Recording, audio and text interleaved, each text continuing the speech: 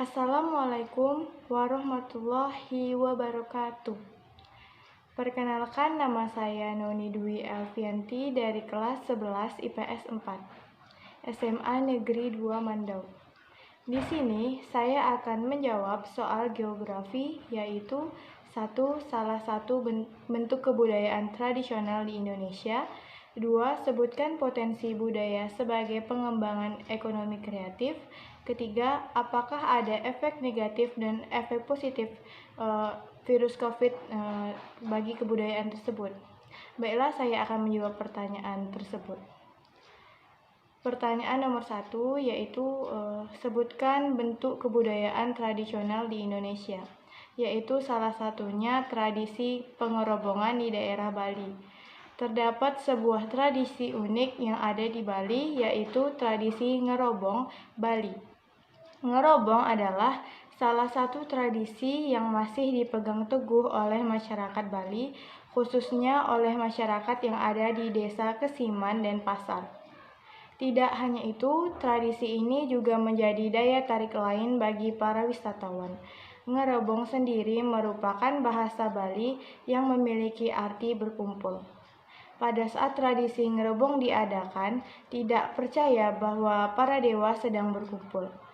Tradisi ngerobong akan diadakan setiap 6 bulan sekali sesuai penanggalan Bali, yaitu setiap 8 hari setelah Hari Raya Kuningan pada hari Minggu atau Redite Pon Wuku Madangsia.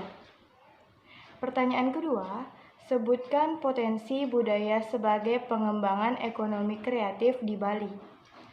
Salah satunya di daerah Ubud, Bali. Pesona desa Ubud telah diketahui hingga ke mancanegara. Tidak hanya karena pandangan alamnya, tetapi juga potensi budaya tradisionalnya. Pertunjukan seni seperti sendera tari, kecak, dan pameran lukisan juga pameran ukiran merupakan pertunjukan yang selalu digelar setiap harinya di museum dan galeri di desa Ubud.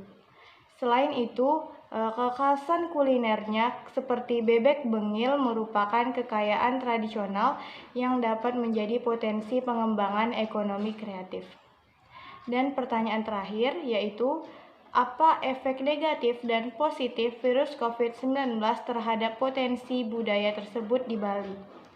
Pandemi coronavirus telah mempengaruhi penyelenggaraan berbagai kegiatan kebudayaan maupun keagamaan di seluruh dunia.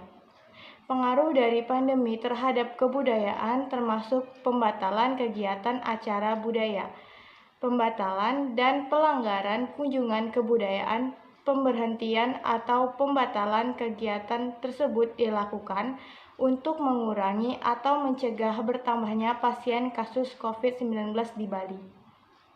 Mungkin sekian yang dapat saya berikan dari pertanyaan berikut. Lebih dan kurangnya saya mohon maaf. Saya akhiri dengan Assalamualaikum warahmatullahi wabarakatuh.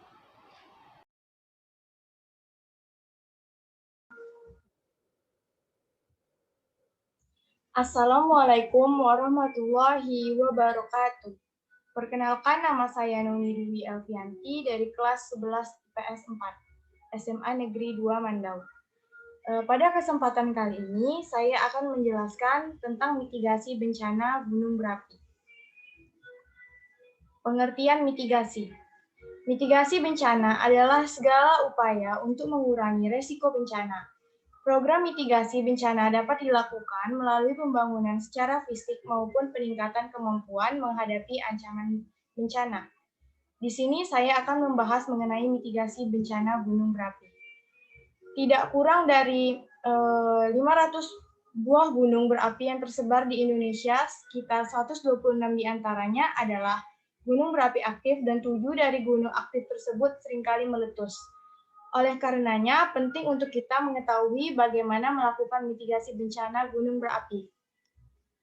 Upaya yang dapat dilakukan pada saat bencana gunung berapi yaitu antara lain, 1. Menyiapkan tempat evakuasi untuk mengungsi saat letusan terjadi.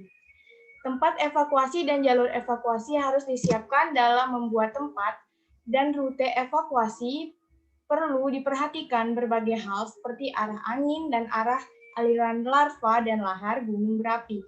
Ini karena saat meletus, gunung berapi akan mengeluarkan gas beracun seperti belerang, sehingga tempat evakuasi harus berada di wilayah aman. 2. Memprediksi terjadinya letusan dengan memperhatikan tanda-tanda letusan. Prediksi gunung akan meletus bisa dilakukan dengan mengamati tanda-tanda aktivitasnya. Misalnya adalah pengeluaran gas CO2 dan gunung berapi. Tanda lain adalah adanya getaran-getaran yang bisa terdeteksi dengan seismograf. Dengan membangun posko pengamatan gunung berapi, tanda-tanda ini bisa terdeteksi dan dilakukan evaluasi bila diperlukan.